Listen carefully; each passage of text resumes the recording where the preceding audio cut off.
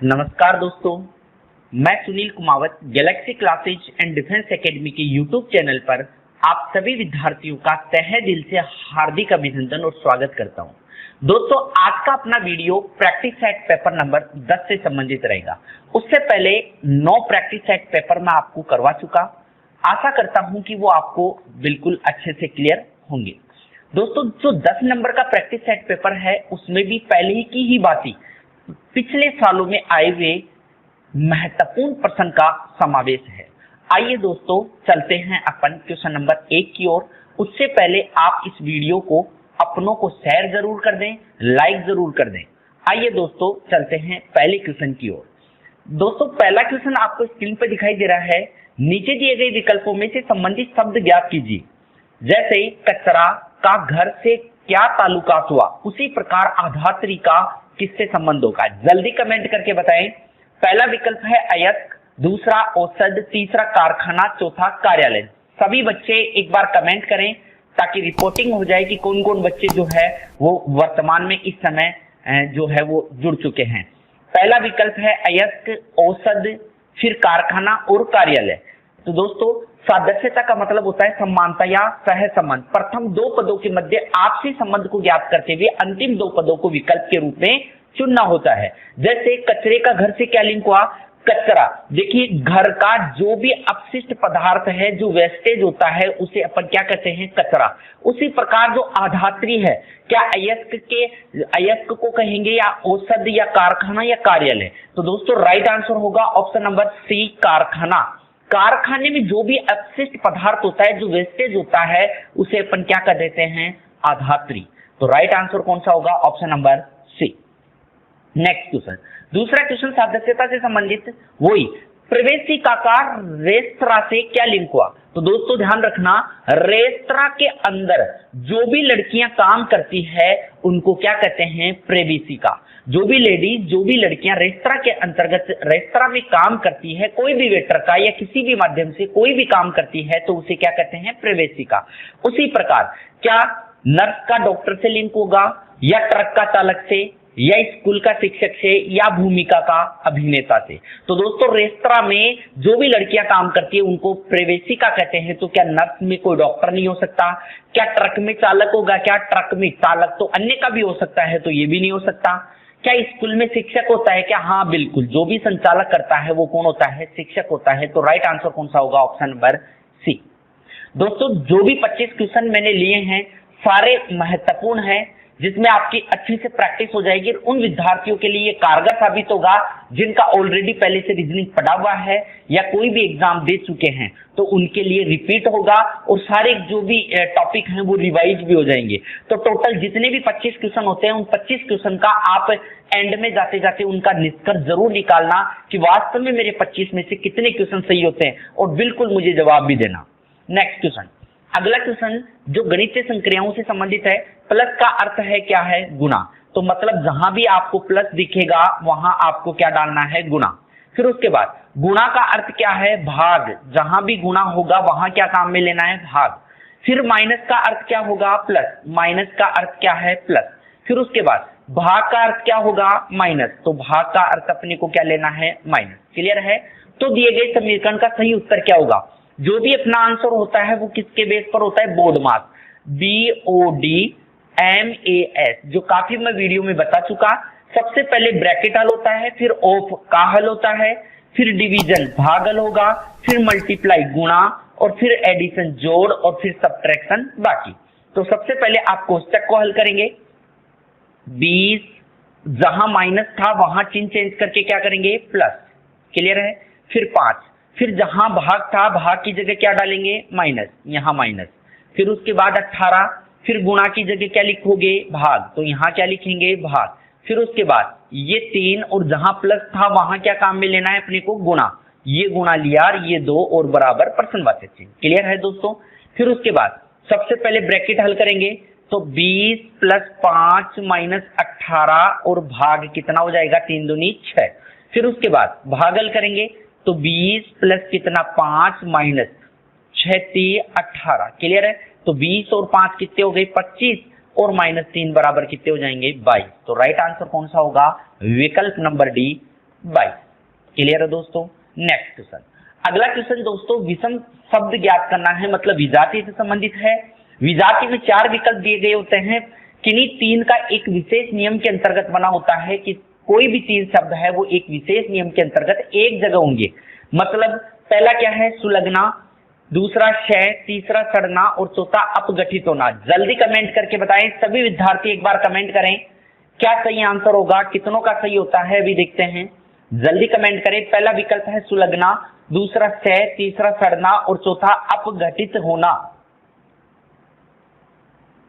तो दोस्तों right answer इसका होगा ऑप्शन नंबर ए, सुलगना। अगर बात करें किस तरीके से, तो क्षय होना, सड़ना या अपघटित करना, ये तीनों के तीनों शब्द जो है वो किसी भी पदार्थ के नष्ट होने से संबंधित है, उसके खत्म होने से संबंधित है।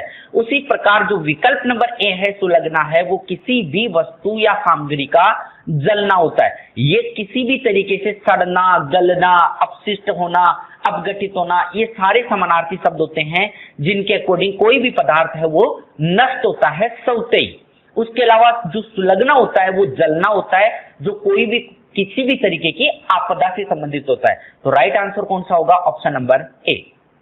नेक्स्ट क्वेश्चन, नीचे दिए गए विकल्पों में से विषम संख्या का चयन कीजिए। विषम संख्या, जब आपके पास 3 डिजिट का कोई भी संख्या होती है तो सबसे पहले अगर उसका कोई भी रूल लागू होता है तो या तो वो क्या होता है, कोई स्क्वायर या क्यूब के आसपास संख्याएं हैं, या फिर उसके बाद में उसका विभाज्यता का नियम काम करेगा।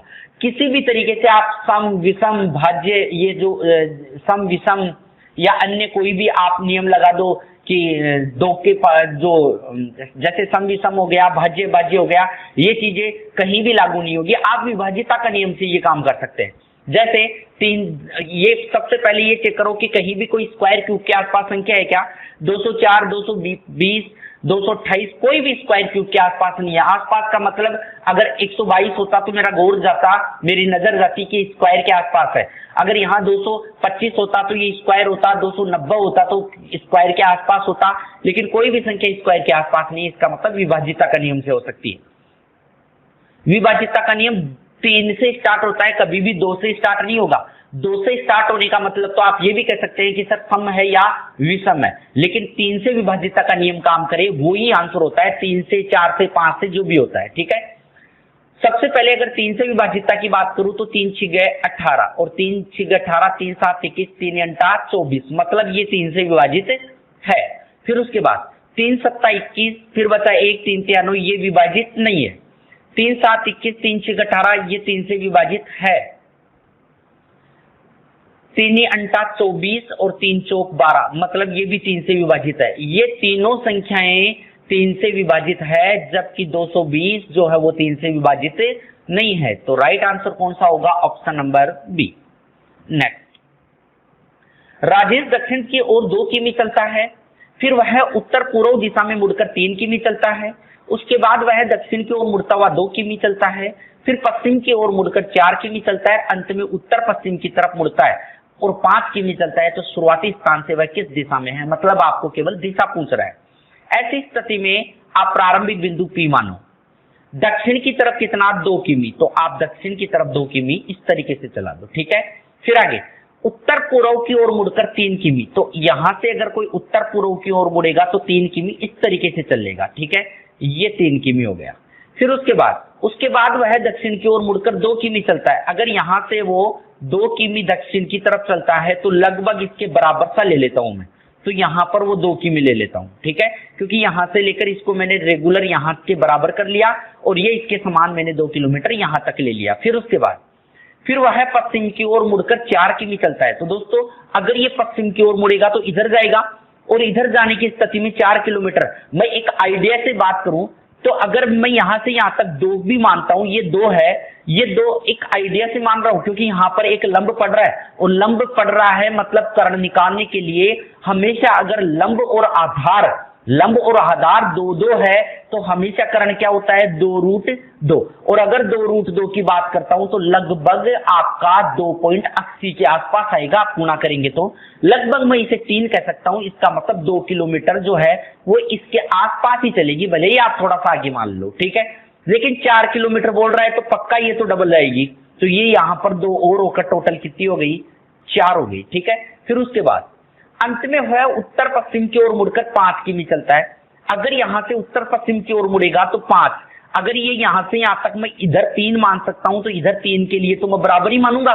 इसका मतलब मुझे 5 चलाना है तो पक्का मैं उससे जो ये निशान है ये वाली है इससे तो मैं आगे चलूंगा, क्योंकि ये यहाँ से यहाँ तक 3 मान रहा हूं तो इधर भी मैं मानूंगा तो 3 ही मान लूंगा, ठीक है। लेकिन 5 चलाने के लिए तो मुझे उससे क्रॉस जाना पड़ेगा, तो ये कितनी हो गई 5। अब मान लीजिए मैं इसको मानता हूं अंतिम स्थान, ये मेरा था प्रारंभिक स्थान। अब क्या बोला, तो शुरुआती स्थान से वह किस दिशा में है, तो शुरुआती स्थान ये था और अंतिम स्थान ये, तो बताइए ये दिशा कौन सी होती है, उत्तर पश्चिम। तो राइट आंसर कौन सा होगा, ऑप्शन नंबर ए। कुछ बच्चों का आंसर सही भी था तो कुछ का गलत भी है। नेक्स्ट, किसी मास की 5 तारीख सोमवार के 2 दिन बाद आती है तो उस मास की 19 तारीख से पहले कौन सा दिन होगा। जल्दी कमेंट करके बताइए, फास्ट समय का अभाव होता है, बिल्कुल कम समय में अपने को ज्यादा से ज्यादा क्वेश्चन हल करने हैं क्योंकि 25 क्वेश्चन अपने पास है। पहला विकल्प है बुधवार, दूसरा गुरुवार, तीसरा मंगलवार, चौथा सोमवार। दोस्तों ध्यान देना, यदि किसी मास की 5 तारीख सोमवार के 2 दिन बाद आती है, अगर सोमवार के 2 दिन बाद, 1 दिन और 2 दिन बाद क्या आती है 5 तारीख, ऐसा ही बोला गया है अपने को। और सोमवार के 2 दिन बाद क्या पड़ता है, सोमवार से मंगलवार और बुधवार, मतलब साफ है कि 5 तारीख को क्या है बुधवार, ऐसा ही हुआ। तो उस माह की 19 तारीख से पहले कौन सा दिन होगा, मतलब 19 तारीख से पहले मुझे किसका बताना है, 18 तारीख का। तो बताइए 5 तारीख को अगर बुधवार है तो बताइए 7 जोड़ने पर क्या 12 तारीख को भी बुधवार ही होगा, फिर 7 जोड़ूंगा तो क्या 19 तारीख को एक बार पुनः बुधवार ही होगा। अगर मुझे 18 तारीख का आंसर बताना है तो राइट आंसर कौन सा होगा, मंगलवार, और मंगलवार के लिए सही आंसर होगा आपका ऑप्शन नंबर सी। क्लियर है दोस्तों। अगला, श्रृंखला में गलत संख्या ज्ञात कीजिए, मतलब आपको सीरीज का क्वेश्चन दे रखा है। सबसे पहले जो स्टेप होती है वो जोड़ की होती है। सबसे पहले आप इसको जोड़ेंगे तो कितना हो गया 22, ठीक है। फिर उसके बाद में इसको जोड़ो तो कितना, 61 में मैं 27 निकालूंगा तो कितना आ जाएगा, ये 5, तो ये कितना हो गया 34, ठीक है। फिर उसके बाद 122 में से मैं 61 निकालूं तो ये कितना हो जाएगा, यहाँ 0 और ये कितना 122, ये 122 है, यहाँ 61 निकालूंगा तो ये 1 और ये 6, तो ये कितना हो जाएगा 61, ठीक है। फिर उसके बाद 213 में से 122 को घटाएंगे तो कितना मिलेगा 9, तो कितने हो गए 91, ये प्लस कितना 91 और ये प्लस 61।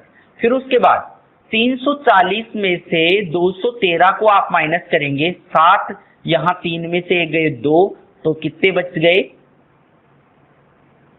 3 में से यहाँ हासिल की हुई तो 10 और यहाँ कितने हो गए 7, 3 में से 1 गया तो कितना 2 और यहाँ 1, तो ये कितने हो जाएंगे 127, ठीक है। फिर उसके बाद 509 और माइनस कितने 340। सभी बच्चे कमेंट करके बताएं, जब तक मैं समझाऊंगा जब तक आपके पास आराम से 1 मिनट का समय मिल ही जाएगा, तो बिल्कुल जल्दी कमेंट करके बताएं।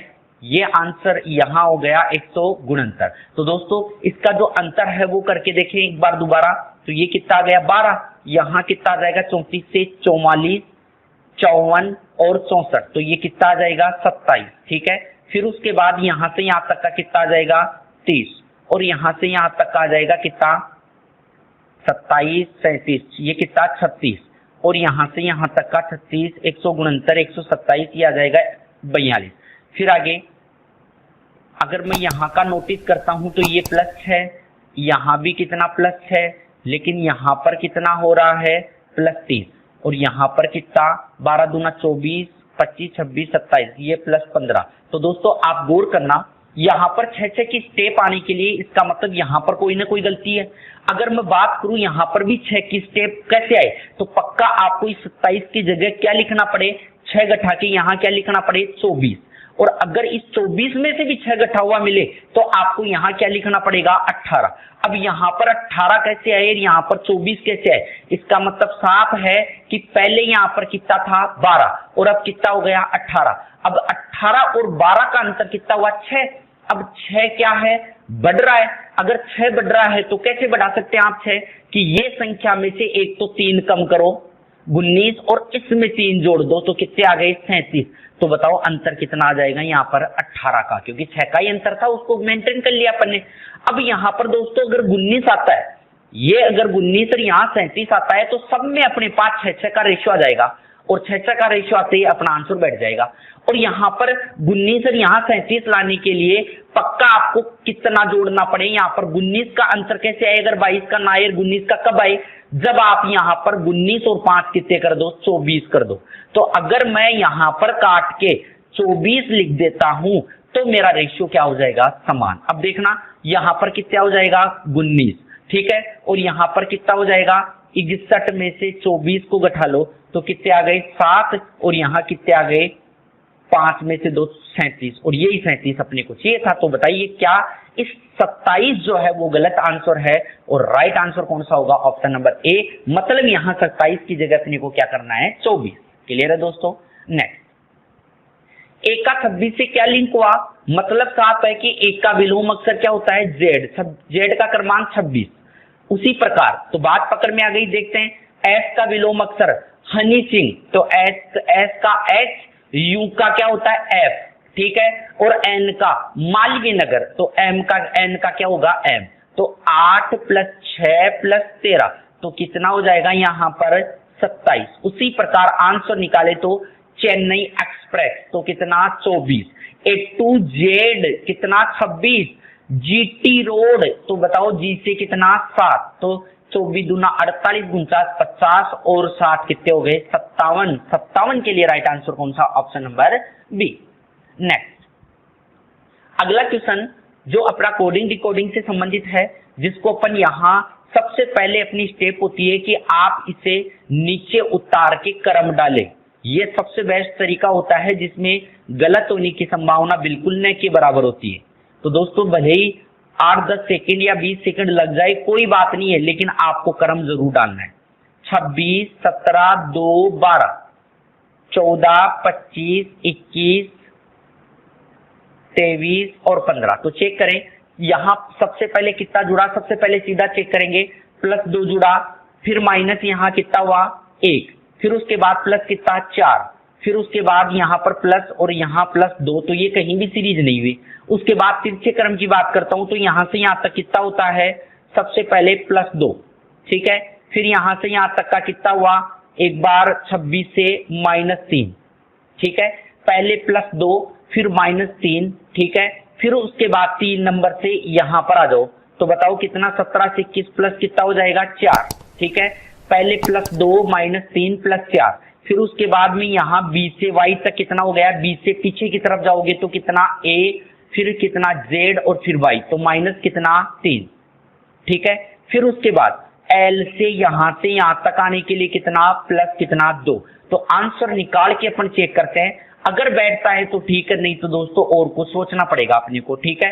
सबसे पहले क्या था, यहाँ से यहाँ तक ले जाने के लिए बताओ 13 से 15 +2 हुआ था, तो यहाँ से यहाँ तक कोने में जाऊंगा तो +2, तो +2 के लिए O से PQ, ठीक है, फिर उसके बाद यहाँ से क्या हुआ था -3, तो -3 के लिए कितना आ जाएगा G, फिर यहाँ से यहाँ तक क्या हुआ था, ये देखो +4, तो बताओ अक्ष से Y Z A और B, +4 के लिए B, फिर उसके बाद में यहाँ से यहाँ तक क्या हुआ था -3, तो -3 के लिए क्या आ जाएगा, तो 13 से -3 करूंगा तो J, फिर लास्ट में क्या आ गया था 12 से यहाँ से देखो 12 से यहाँ तक क्या आ गया था लास्ट में +2, तो T से +2, तो T से U और V, तो बताओ ये फॉर्मेट किसमें हुआ VJBGQ, VJBGQ, तो राइट आंसर कौन सा होगा, ऑप्शन नंबर डी। नेक्स्ट दोस्तों, अगला क्वेश्चन आपको कथन निष्कर्ष का है, काफी अच्छा क्वेश्चन है, सभी बच्चे एक बार चेक करके बताएं। और दोस्तों जो बच्चे इस सेशन को लाइक नहीं करे हैं एक बार लाइक जरूर कर दें हैं, क्योंकि बार बार याद दिलाया जाता है, आप लोग भूल जाया करते हैं, तो दोस्तों एक बार जरूर इसे लाइक कर दें। देखिए कथन, कोई शिक्षक साइकिल पर विद्यालय नहीं जाता है, तो यहां लिखें शिक्षक। कोई भी शिक्षक जो है वो साइकिल से कहां नहीं जाता है, विद्यालय, तो साइकिल का कहीं भी कोई संपर्क किससे नहीं हो सकता, शिक्षक से। फिर आगे, आनंद साइकिल पर विद्यालय आता है। आनंद अगर साइकिल पर विद्यालय आता है तो इसका मतलब आनंद तो पूरा साइकिल चलाएगा, तो आनंद अंदर बिठा दो। पहला डिस्कस, आनंद शिक्षक नहीं है। तो दोस्तों अगर शिक्षक का साइकिल से कोई ताल्लुकात नहीं है और साइकिल के अंदर आनंद बैठा है तो आनंद का कभी भी शिक्षक से कोई ताल्लुकात नहीं हो सकता। तो पहला बिल्कुल सही, तो आनंद शिक्षक नहीं है, तो आनंद बिल्कुल शिक्षक नहीं है। दूसरा, आनंद विद्यार्थी है, गलत बात। अप्रत्यक्ष रूप कभी भी कथन निष्कर्ष में नहीं लिया जाता। अगर मैं आपको ये कह दूं कि क्लास में 100 विद्यार्थी बैठे हैं, 100 में से 50 विद्यार्थी बुद्धिमान है, तो सबको पता है कि 50 तो क्या है, मूर्ख भी हो सकते हैं, लेकिन अप्रत्यक्ष भाव कभी भी न्याय निगमन में अप्रत्यक्ष भाव नहीं चलता है। यहाँ तक कि यहाँ पर वो अगर एक शिक्षक है तो अब यहाँ जैसे मैंने कहा कि 50 जो है वो बुद्धिमान है तो 50 पक्का मूर्ख हो गए, लेकिन न्याय निगमन में अप्रत्यक्ष भाव नहीं चलता, लेकिन जो कथन निष्कर्ष टॉपिक होता है उसमें अप्रत्यक्ष भाव चलता है। लेकिन यहाँ पर तो प्रत्यक्ष और अप्रत्यक्ष दोनों ही रिपीट नहीं हुआ। क्यों नहीं हुआ? क्योंकि आनंद एक, जैसे मान लीजिए शिक्षक नहीं है तो जरूरी नहीं है कि वो विद्यार्थी हो ही पक्का। तो बताइए पहला सही और दूसरे गलत के लिए राइट आंसर कौन सा होगा? Option number A. Next question, ऐतिहासिक स्थलों का भ्रमण करते हुए पर्यटक ने पूछा यह स्मारक कितने वर्ष पुराना है। मार्गदर्शक ने उत्तर दिया कि यह स्मारक 100 वर्ष से अधिक पुराना है। इसका सही आयु 2 वर्ष पूर्व एक वर्ग संख्या थी, वह 2 वर्ष बाद एक घन की संख्या में व्यक्त की जाएगी। तो स्मारक की वर्तमान आयु क्या है? बहुत अच्छा क्वेश्चन है, दिल्ली पुलिस में ये पूछा गया है। तो दोस्तों जल्दी कमेंट करके बताएं, उम्मीद करता हूं कि सभी विद्यार्थियों का ये सही हो।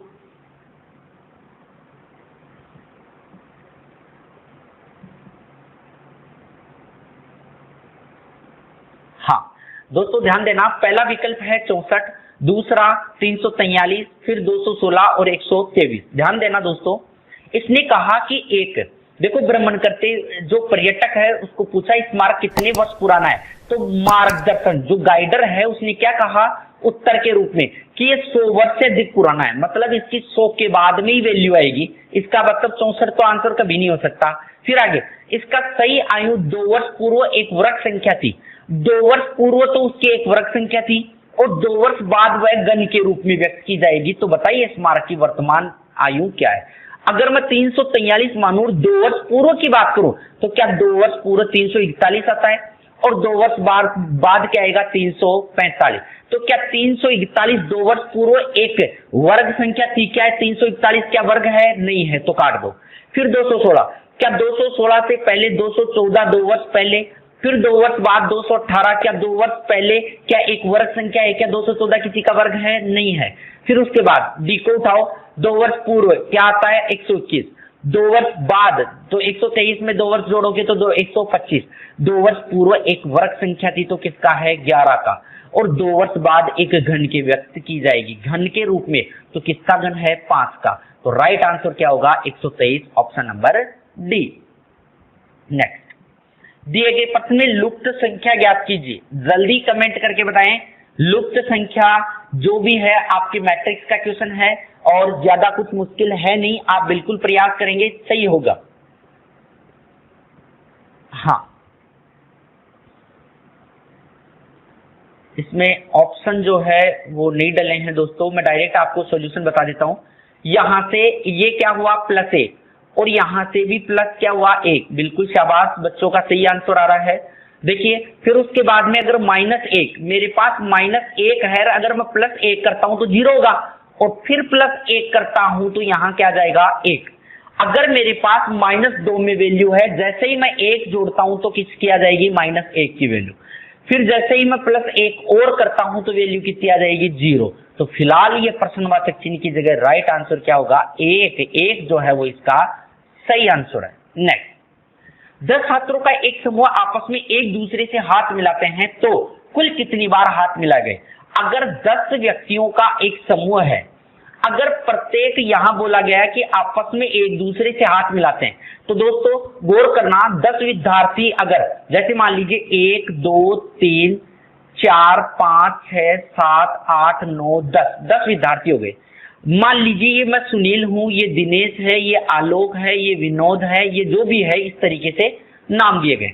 मैं सुनील अगर बात करता हूं कि सभी से हाथ मिलाना है तो मुझे किससे कितनों से 1 2 3 4 5 6 7 8 9 लोगों से हाथ मिलाना पड़ेगा। फिर उसके बाद में दूसरा भी कितनों से हाथ मिलाएगा, 1 2 3 4 5 6 7 8 9, फिर वापस 9 से मिलाएगा। तो मतलब एक कम से हाथ मिलाता है एक व्यक्ति। अगर 10 व्यक्तियों की बात चल रहा है तो एक व्यक्ति 9 से हाथ मिलाएगा, तो टोटल कितनी बार हाथ मिलाते हैं, 90 बार। तो राइट आंसर कौन सा होगा, ऑप्शन नंबर सी। क्लियर है दोस्तों। नेक्स्ट, दिए गए उत्तर विकल्पों में से निम्नलिखित शब्दों का आरोही क्रम। तो दोस्तों आरोही क्रम में व्यक्त कीजिए। अच्छा क्वेश्चन है, ग्रुप डी में पूछा गया क्वेश्चन, जल्दी कमेंट करके बताएं क्या सही आंसर होगा। उम्मीद करता हूं कि लगभग विद्यार्थियों का सही हो। सह शताब्दी, हीरक जयंती, रजत जयंती, शताब्दी, स्वर्ण जयंती।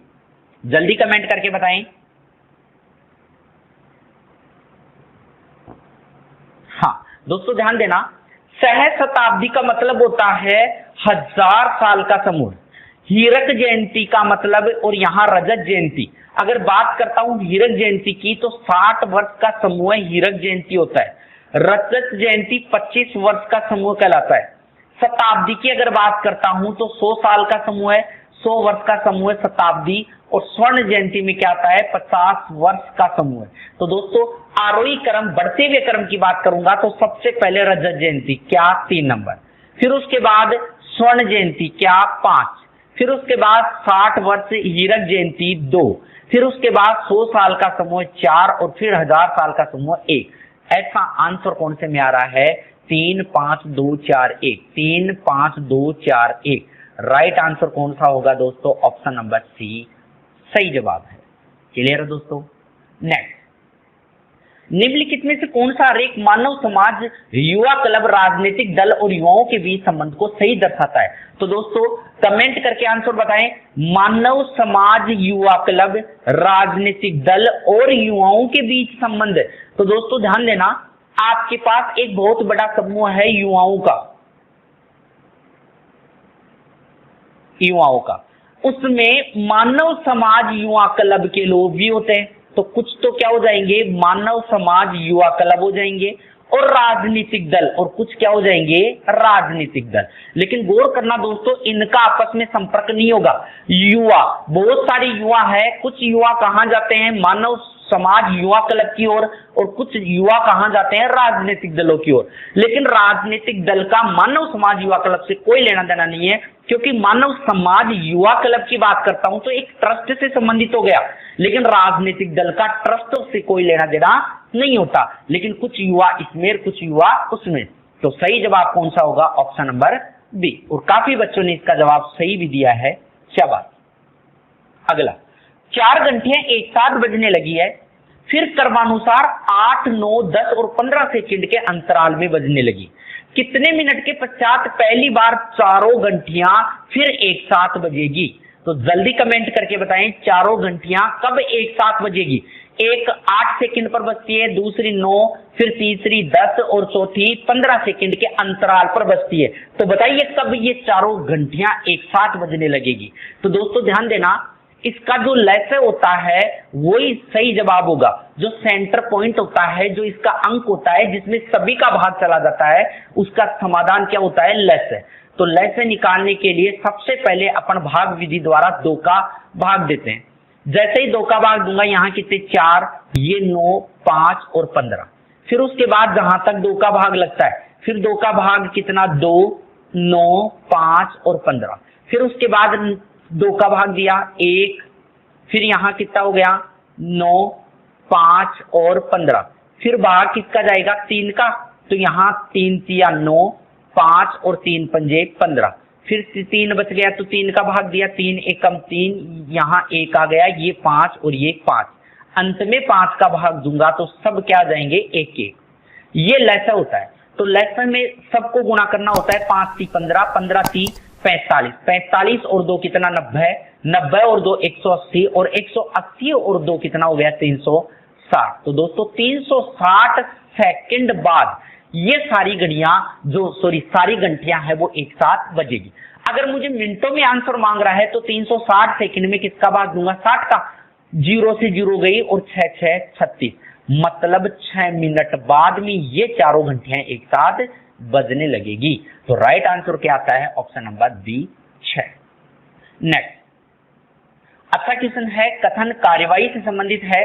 सभी बच्चे एक बार कमेंट करके बताएं, मैंने कथन कार्यवाही का प्रॉपर टॉपिक पढ़ा चुका और उम्मीद करता हूं कि आपका सही भी हो। देखिए, आपूर्ति और मांग के बेमेल होने के कारण स्थानीय बाजार में आम के भाव काफी गिर गए। देखो, आपूर्ति और मांग के बेमेल होने के कारण मतलब इनका जो मेल है वो नहीं मिल रहा और आम के भाव गिर गए। गिरने का मतलब क्या हो गया, जो आपूर्ति है वो तो ज्यादा हो गई और जो मांग है वो क्या रही, कम। कस्टमर की मांग कम है और आम क्या है, ज्यादा, तो मूल्य क्या हो गया, गिर गया। उसके लिए क्या कार्रवाई की जाए, किस तरीके से इसका समाधान हो। पहला, सरकार को आम के थोक विक्रेताओं को अन्य राज्यों के बाजारों में आम बेचने के लिए प्रोत्साहित करना चाहिए। बिल्कुल सही बात है।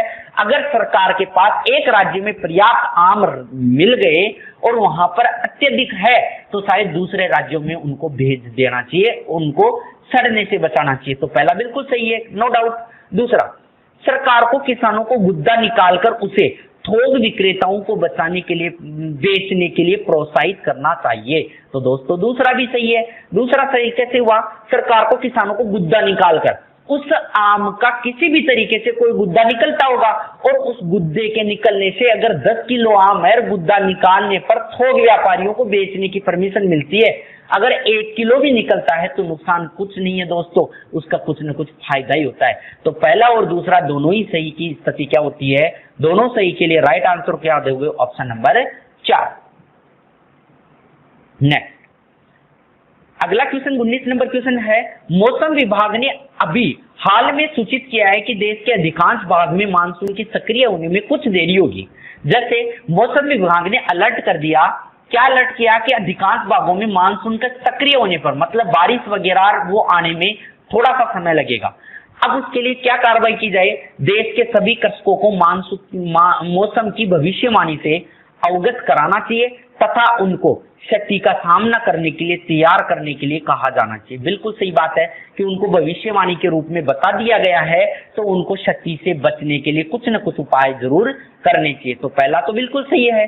दूसरा, सरकार को सूखाग्रस्त क्षेत्र के लिए पीने के पानी को समुचित प्रबंध करना चाहिए। दोस्तों, सरकार को सूखाग्रस्त क्षेत्र के लिए पीने के पानी का समुचित प्रबंध करना चाहिए। दोस्तों गौर करना मेरी बात पर, अगर मैं आपको ये कहूं कि 1 साल तक बारिश नहीं आ सकती है, इस सीजन में जैसे ही मान लीजिए मानसून आता है, सावन के महीने में मानसून आता है, मैं ये कहूं कि अगले साल ही जो है वो मानसून आने वाला है, तो सूखाग्रस्त इलाकों की का बंदोबस्त और पानी की व्यवस्था करना उचित होता है।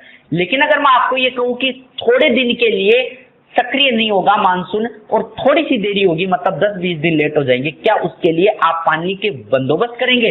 क्या आप बांध वगैरह या किसी भी तरीके का कोई बंदोबस्त बनेंगे? क्या खुदाई करेंगे, पानी की कोई व्यवस्था करेंगे, लाएंगे? ऐसा करना कहीं भी किसी भी तरीके का कोई जायज काम नहीं है, क्योंकि एक शॉर्ट टर्म के लिए आपको पानी की व्यवस्था करने की जरूरत नहीं होती है। और अगर वहां पर इतने भी पानी की कमी होती तो शायद वर्तमान में भी वहां के लोग पानी की पूर्ति करने में ही लगे रहते। मतलब यहाँ पानी की पूर्ति पहले से थी, लेकिन कुछ दिनों के लिए वो एडजस्ट किया जा सकता है। आप ये डिसीजन लेके बिल्कुल गलत है ये डिसीजन। तो पहला सही और दूसरे गलत के लिए राइट आंसर कौन सा होगा? ऑप्शन नंबर ए सही जवाब होगा। क्लियर है दोस्तों? काफी बच्चों ने गलत किया है इसका आंसर। नेक्स्ट, किसी भी ग्राहक को उधार देने से पहले बैंकों को उनकी वित्तीय हैसियत जांच लेनी चाहिए। कथन पूर्व धारणा टॉपिक पढ़ा चुका, गलत नहीं करेंगे कोई बच्चे। किसी भी ग्राहक को उधार देने से पहले बैंकों को उनकी वित्तीय हैसियत जांच लेनी चाहिए। पहला पूर्व धारणा, उधार देने से पहले जांच कर लेने से ग्राहक की वित्तीय हैसियत की सही तस्वीर पता चल जाएगी। दूसरा, कई बार ग्राहक बैंक ऋण चुकाने की अपनी क्षमता के बारे में सही तस्वीर पेश नहीं करते हैं। दोस्तों कमेंट करके बताइए, कथन पूर्व धारणा, कथन निष्कर्ष नहीं, पूर्व धारणा मतलब आपको कथन के अकॉर्डिंग पहले की मानसिकता पढ़ना है। आप एक बैंक के कर्मचारी हैं, आपको किसी को उधार देना है तो आप उसकी पूरी क्या ग्राहक की वित्तीय स्थिति का पता लगाएंगे ना? आप ये कन्फर्म है। आप पूरी जांच पड़ताल करेंगे उसकी, तो उधार देने से पहले जांच लें कि ग्राहक को वित्तीय हैसियत की सही तस्वीर पता चल जाए। तो पहला सही, जबकि दूसरा क्या होगा गलत, क्योंकि दूसरा जो है वो क्या हो गया नेगेटिव पॉइंट, मतलब सही तस्वीर पेश नहीं करते हैं। सही तस्वीर क्यों नहीं पेश करेंगे?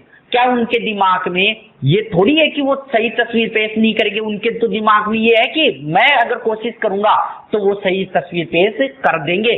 उसके दिमाग में अगर ये होता कि वो सही तस्वीर पेश नहीं करेंगे तो शायद वो भी उनकी पता लगाने की बात नहीं करता। तो पहला सही और दूसरा गलत के लिए राइट आंसर होगा ऑप्शन नंबर ए। नेक्स्ट, क्या भारत में लोहे अयस्क के निर्यात पर पूर्ण प्रतिबंध होना चाहिए? क्या भारत में लोहे अयस्क का जो निर्यात है क्या उस पर पूर्ण प्रतिबंध लगा दे क्या?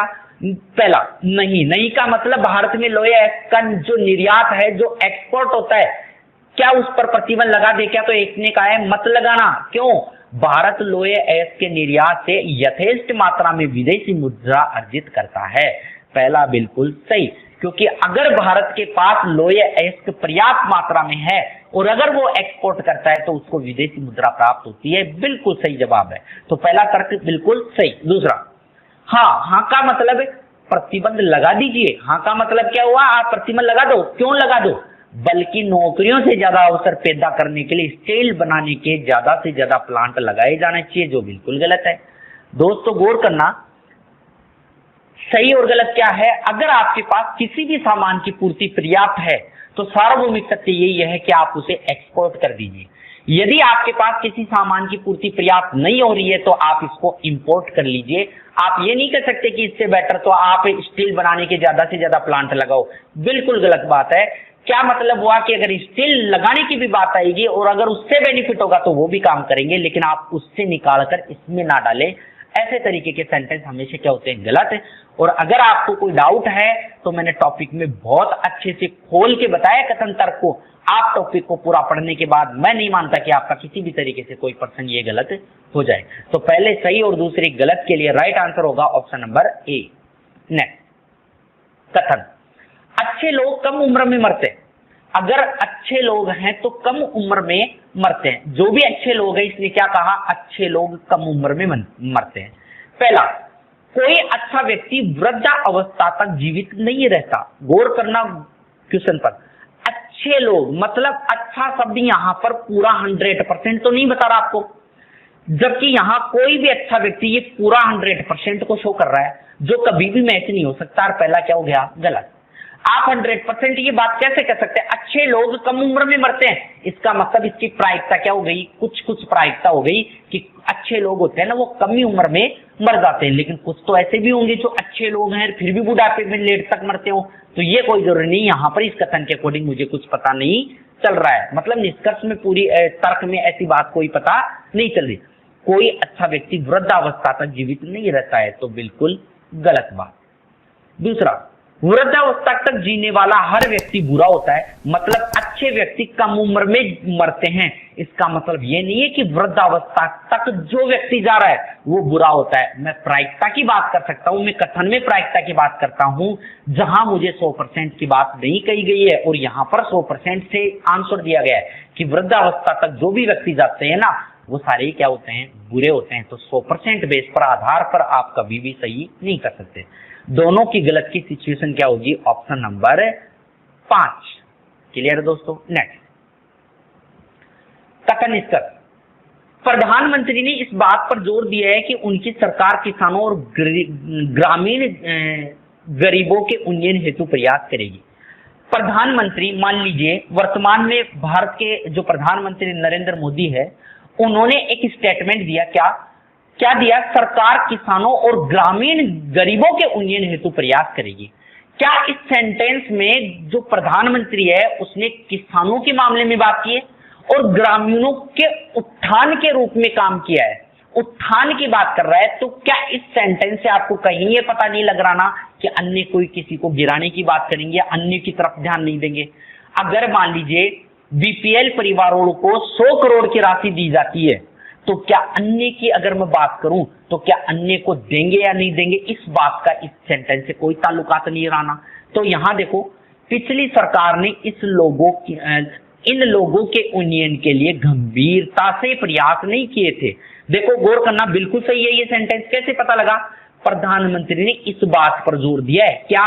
उनकी सरकार किसानों और गरीबों के उन्नयन हेतु प्रयास करेगी। इसका मतलब उनकी सरकार, मतलब बीजेपी की सरकार, उनकी सरकार ये काम करेगी। इससे साफ पता लग रहा है कि जो पहले सरकार थी ना, उसने ये काम नहीं किया है। इसका मतलब पहला जो है वो बिल्कुल सही। दूसरा, यह सरकार शहरी गरीबों के उन्नयन के लिए पूरा प्रयास नहीं करेगी। गौर करना दोस्तों, किसानों और ग्रामीण गरीबों के उन्नयन के लिए ग्रामीणों की बात आई है और उत्थान की बात आ रही है, तो आप इस सेंटेंस से ये पता नहीं लगा सकते कि शहरी लोगों का उत्थान होगा या नहीं। तो पहला सही और दूसरे गलत के लिए राइट आंसर कौन सा होगा? Option number D. दोस्तों कहीं भी आपको कोई समस्या नजर आए, कुछ भी आपको डाउट लगे, डायरेक्ट मेरे नंबरों पर, स्क्रीन पर मेरे नंबर चलते रहते हैं, यहां मेन स्क्रीन पर आप डायरेक्ट कॉल करके मुझे अपना डाउट क्लियर कर सकते हैं। बिल्कुल मैं निसंकोच आपका कॉल उठाऊंगा और आपसे बात करके आपकी समस्या का 100% समाधान करूंगा। ये मेरा लक्ष्य है। आप मुझे व्हाट्सअप कर देना, किसी भी तरीके से कर देना, क्योंकि कहीं भी आपको डाउट, और ऐसे टाइप के क्वेश्चनों में डाउट होना जायज है। लेकिन दोस्तों ध्यान देना, मेरे टॉपिक चारों डाले हुए हैं, कथन तर्क, कथन कार्यवाही, कथन पूर्व धारणा और कथन निष्कर्ष। चारों टॉपिकों को आप एक बार जरूर देखना। आपको बिल्कुल कहीं भी कोई डाउट नहीं रहेगा। फिर भी आपको कोई समस्या नजर आती है तो आप निसंकोच मुझे कॉल करके पूछ सकते हैं। नेक्स्ट क्वेश्चन, अगला क्वेश्चन है क्वेश्चन नंबर 24। किसी फोटोग्राफ पे एक महिला की ओर संकेत करते हुए मीरा ने कहा। देखो सबसे पहले जैसा बोला गया है, फोटोग्राफ की बात की है और फोटोग्राफ में कौन है? महिला। तो यहां सबसे पहले आप फोटोग्राफ और महिला, फिर आगे की ओर संकेत करते हुए किसने कहा? मीरा ने कहा। ठीक है जी, ठीक है। आगे क्या कहा? उनके पिता के एकमात्र पुत्र। देखो इनके पिता के, फिर आगे एकमात्र पुत्र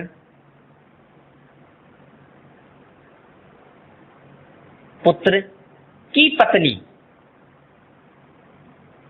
पत्नी, फिर क्या बोला? मेरी सास है। मतलब मीरा ने कहा है कि इसकी ये पत्नी जो है ना, वो मेरी क्या है? सास। क्लियर है दोस्तों? आगे मीरा के पति का फोटो वाली महिला से, मतलब मीरा के पति का बताना है आपको, किससे? फोटो वाली महिला से क्या संबंध है? ये प्रश्नवाचक है दोस्तों। ऐसे टाइप के क्वेश्चन बिल्कुल इजी तरीके से मैं आपको बताऊंगा, कोई प्लस माइनस नहीं, बिल्कुल इजी तरीके से आपको अच्छी से क्लियर हो जाएगा। और ऐसे ही टाइप के क्वेश्चन सारे आया करते हैं। देखना कैसे? क्वेश्चन में क्या था? इस क्वेश्चन को आप पढ़ने की भी जरूरत नहीं है, आपको देखने की भी जरूरत नहीं है, कोई दिक्कत नहीं है, ये सब कुछ डायग्राम में है। क्या? मीरा ने एक फोटोग्राफ में दी गई महिला की ओर इशारा करते हुए कहा, क्या? इसके पिता के एकमात्र पुत्र की पत्नी मेरी क्या है? सास है। तो मीरा के पति का किससे? फोटो वाली महिला से क्या संबंध है? ये प्रश्नवाचक है। ठीक है, गौर करना दोस्तों। अगर पुरुष की बात आती है, जहां कनेक्टिविटी बड़ी होती है वहां की तरफ चला करो। पुरुष है तो आप अपने आप को बिठा लेना, और अगर महिला है तो अपनी सिस्टर को बिठा लेना, कभी प्रश्न गलत नहीं होगा, ये वादा है। जैसे ये मान लीजिए आपकी सिस्टर है, क्यों सिस्टर को ही क्यों बिठाते हैं? अपनी माँ को क्यों नहीं बिठाते? अपनी पुत्री को क्यों नहीं बिठाते? इसलिए क्योंकि सिस्टर के साथ बहुत सारे रिश्ते ऐसे हैं जो संबंध आपके, उसके मामा जी, आपके मामा जी, उनकी बुआ जी, मामा जी, फूफा जी, ये सारे जो हैं वो क्या होते हैं? सेम होते हैं। तो इजी वे में पड़ता है। देखना यहाँ आपकी सिस्टर है, अगर यहाँ आपकी सिस्टर है तो सिस्टर का पिता और का एकमात्र, पिता का एकमात्र पुत्र क्या आपकी सिस्टर का क्या हुआ? भाई। पक्का? और भाई की ये क्या है? पत्नी। ये भाई की क्या है? पत्नी। मतलब आपकी सिस्टर की भाई की पत्नी, मतलब आप भाई तो एकमात्र हो तो आप खुद हो गए, मतलब ये पत्नी, इसका मतलब ये इसकी क्या हो गई? भाभी। क्या बच्चों अच्छे से क्लियर है? कोई दिक्कत नहीं है। ये आपकी बहन थी, ये आपकी बहन के पिताजी का एकमात्र पुत्र आप खुद हैं, आप खुद हैं, ये आपकी क्या है? पत्नी। तो आपकी सिस्टर की ये क्या लगी है? भाभी। क्लियर है सबको? अब गौर करना, ये आपकी सिस्टर है, आपकी सिस्टर की ये क्या है? भाभी, या ऐसे समझ लो ये मेरी क्या है? पत्नी। अब गौर करना, अगर मीरा नाम की लड़की इसको क्या कर रही है? सास, गौर करना, आपकी, ये आपकी बहन थी, ये आपकी पत्नी है, और मीरा नाम की लड़की आपकी पत्नी को सास कहती है। इसका मतलब ये मीरा कौन है बताओ? मीरा कौन है? मीरा नाम की लड़की आपकी पत्नी को सास कहती है, तो बताइए ये मीरा कौन है? आपके बेटे की पत्नी। लेकिन पत्नी के पति से संपर्क मांग रहा है, तो मतलब ये कौन है? आपका बेटा। क्लियर है बच्चों? ये आपका क्या हुआ? बेटा। ये आपका बेटा हो गया, और ये आपकी क्या हो गई? यहां बहन। तो दोस्तों ध्यान देना, आप आपकी बहन के क्या लगे? भाई, और आपका अगर ये बेटा है तो बेटा, भाई का बेटा क्या कहलाता है? भतीजा। ये आपकी सिस्टर, ये आपका बेटा। तो बताइए ये आपका बेटा है, तो ये तो क्या लगा? इसका भतीजा, और ये क्या हो गई? बुआ। अगर महिला का मांगता रिलेशन तो क्या देते? बुआ। फिलहाल आंसर क्या हो गया? भतीजा। तो राइट आंसर कौन सा होगा? Option number A. Next, last question आपको स्क्रीन पे दिखाई दे रहा है। अगर उत्तरार्ध को उल्टे क्रम में लिखा जाता है, तो बाएं से 25वें अक्षर के बाएं चौथा अक्षर क्या होगा? जल्दी कमेंट करके बताएं। रेलवे में क्वेश्चन पूछा गया है, वही मैंने डाला है इसमें। अगर उत्तरार्ध को उल्टे क्रम में लिखा जाता है, तो बाएं से 25वें अक्षर के बाएं चौथा अक्षर, गौर करना दोस्तों, बाएं से ये तो होता है बायां, और ये होता है दायां। और बाएं से 25वें अक्षर की अगर बात करता हूं, तो इधर से ये 25 आ गया। फिर आगे क्या बोला? के बाएं चौथा। अगर आप इधर से आ गए और इधर ही वापस आ रहे हो, के बाएं, ये तो आपका के दाएं, और ये आपका क्या हो गया? के बाएं। और के बाएं कौन सा? चौथा। अगर नेगेटिव होते हैं, माइनस से बाएं हमेशा क्या होता है? घटता है, और दाएं से दाएं हमेशा क्या होगा? घटेगा। लेकिन बायां और दायां होता है तो हमेशा क्या होता है? जुड़ता है। ऐसे समझो, समान लिंग के होते हैं, अगर पुरुष पुरुष होगा तो क्या होगा? दूर दूर बचेंगे। महिला महिला होगी तो भी दूर दूर बचेंगे। लेकिन अगर प्लस और माइनस, अगर पुरुष और महिला दोनों होगी तो आपस में संपर्क करेंगे। तो समान लिंग वाले जो भी बाएं से बाएं होते हैं वो क्या होंगे? गठेंगे। और जो प्लस से प्लस, जो दाएं से दाएं होंगे वो क्या होंगे? गठेंगे। लेकिन प्लस और माइनस मतलब दाएं से बायां होगा वो क्या होगा? जुड़ेगा। क्लियर है दोस्तों? तो फिलहाल यहां पर गठ के बताइए पीछे की तरफ जाएगा तो क्या आ जाएगा? 21। तो मतलब आपको बाएं से कौन सा बताना है? 21वां। गौर करना, उत्तरार्ध को उल्टे क्रम में लिखा जाता है। आपके पास एक ए से लेकर एम तक प्रथम अर्धांश होता है, एन से लेकर आपके पास ये द्वितीय अर्धांश होता है। ये तो प्रथम अर्धांश, ठीक है, और ये क्या होता है? द्वितीय अर्धांश। मतलब दूसरे 13 अक्षर क्या कहलाते हैं? द्वितीय अर्धांश, जिसे अपन ये भी कह सकते हैं उत्तरार्ध। इधर वाला जो एरिया होता है ये क्या होता है? उत्तरार्ध। और ये क्या होता है? पूर्वार्ध। क्लियर है दोस्तों? पूर्वार्ध। ये क्या होगा? पूर्वार्ध, और ये क्या होगा? उत्तरार्ध। अब मेरे को क्या बोला गया है? उत्तरार्ध को उल्टे क्रम में, मतलब पहला जो है वो ऐसे कैसे रखना है मुझे, फिर उसके बाद में जो उत्तरार्ध है उसको विपरीत करूंगा तो जेड से लेकर के आ जाएगा एन। अब बताइए मुझे इधर बाएं से कौन सा बताना था? जो पहले ही मैं निकाल चुका, कौन सा बताना है मुझे? 21वां। 21वें बताने के लिए यहां 13 अक्षरों में तो आपका नंबर नहीं आएगा। फिर उसके बाद 21 तक बताने के लिए 14, 15, 16, 17, 18, 19, 20, 21, मतलब आपको इस रो में से ये और बताना है। मतलब बाएं से आपको 21वां बताना है, और यहां जेड की पोजीशन आती है तो आप इधर से कौन सा बताएंगे? 8वां। और दोस्तों गौर करना, यहां 14 अक्षर है। अगर 14 अक्षर है तो रैंकिंग का सिस्टम क्या होता है कि अगर इधर से, अगर ये 13 अक्षर है तो मैं इनको क्या मान लेता हूं? 14। या रैंकिंग का सिस्टम क्या होता है कि आप जो भी स्थान परिवर्तन करते हो उसमें से घटाकर +1 कर दो। अगर ये टोटल 13 अक्षर है, मुझे इधर वाला 8वां चाहिए, तो कैसे निकालोगे 8वां? बताओ किस तरीके से? 13 - 8 और प्लस क्या करेंगे? 1। तो बताओ 13 में से 8 गए तो 5 और +1 कौन सा हो गया? 6वां। मतलब इधर से 6वां आपको बताना है। तो इधर से 6वें से बताओ NOPQR और S। तो बताओ पहला, दूसरा, तीसरा, चौथा, पांचवा और छठवा, और छठवे के लिए एस राइट आंसर कौन सा होगा? Option number D. दोस्तों ये शॉर्ट तरीका है, बाकी आपको इधर से कौन सा 8वां बताना है, क्योंकि 13 ये आ गया था, 21 तक जाने के लिए 8 तक बता, तो आप चाहो तो डायरेक्ट जेड वाई, फिर उसके बाद अक्स, फिर डब्ल्यू वी यू, इस तरीके से आप जा सकते हैं टी एस। तो इधर से 8वां 2 2 4 2 6 2 8, तो ऐसे भी डायरेक्ट आंसर क्या आता है? एस।